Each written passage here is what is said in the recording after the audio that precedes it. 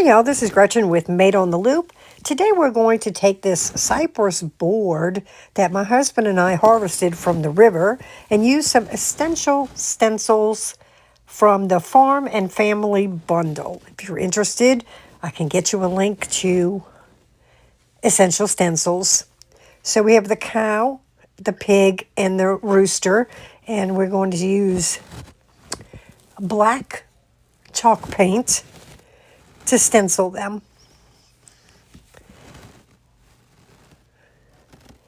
I do a combination of dabbing and swirling, and I'm using a sponge because I'm looking into getting whatever is the best stencil brushes. Isn't he cute? Now we're going to have the pig sit right on top of the cow's back.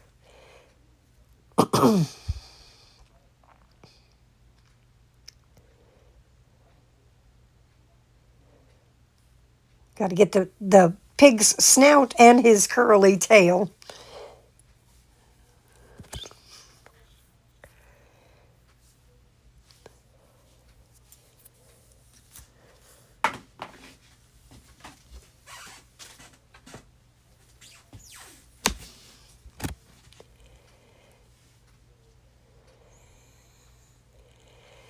I'm doing my best to try to prevent any bleeding on those edges.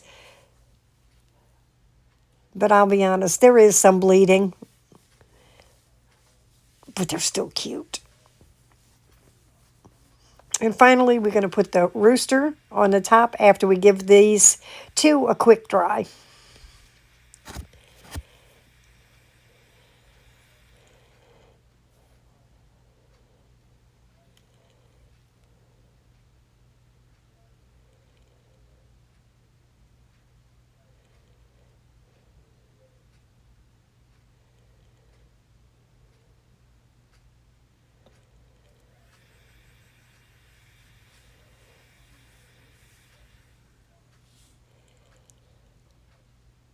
And there's the rooster.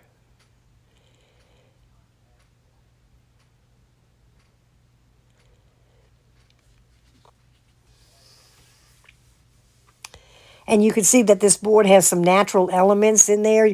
On the back of the rooster, you can see that dark spot that is actually kind of like a hole in the wood. But I think it adds character.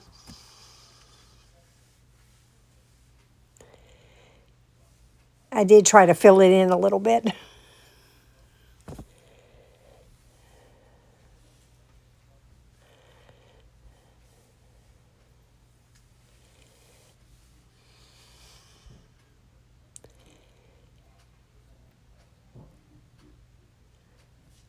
It's a classic animal stack for farmhouse decor. Don't you love it?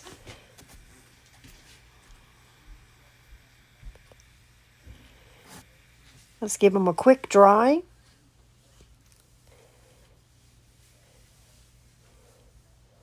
Next, we're going to move that out of the way and make a very small bow.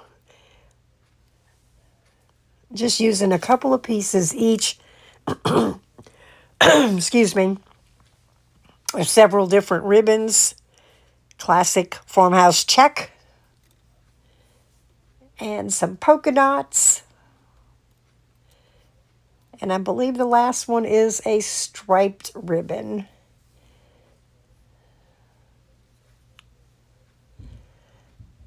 There it is.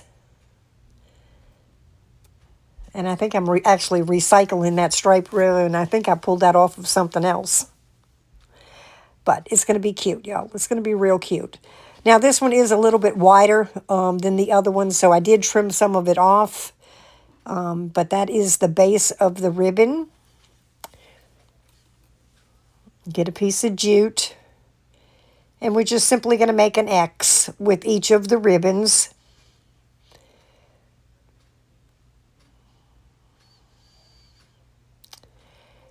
And then I decide, oh, wait, I want to add something else. And I get out the sisal and add a little bit of sisal in between the ribbons. I love that. I love the way it adds fullness and texture to a bow. And it doesn't take much, y'all. Doesn't take much at all. All right. That striped ribbon did not want to stay in the middle. But I think we end up getting it in the middle. Flip it over, double knot it, fluff the ribbons. You know, all the things. Look how cute this turned out.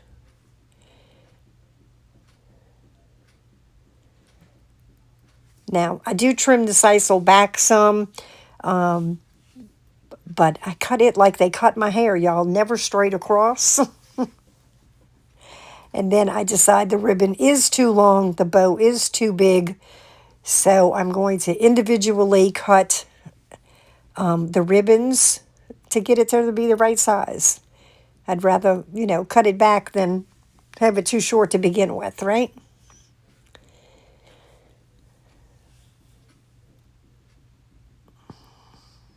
Still trimming.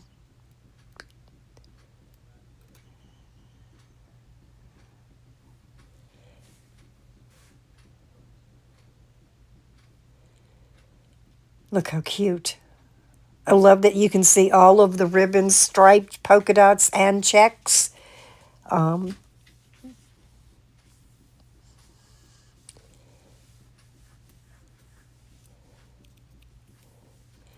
I'm not going to glue it onto this wood. I'm going to actually staple it down. And it's not going anywhere. A little bit more fluffing.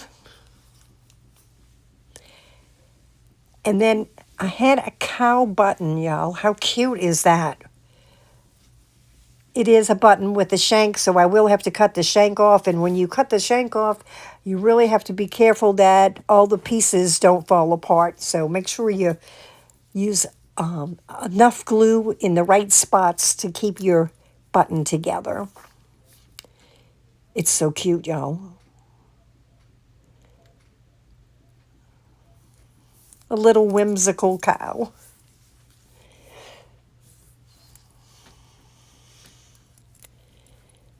I'm going to glue that down on top of the bow. And I'll tell you, I did not put a hanger on this or a wire hanger or a jute hanger. What I did is a sawtooth hanger on the back.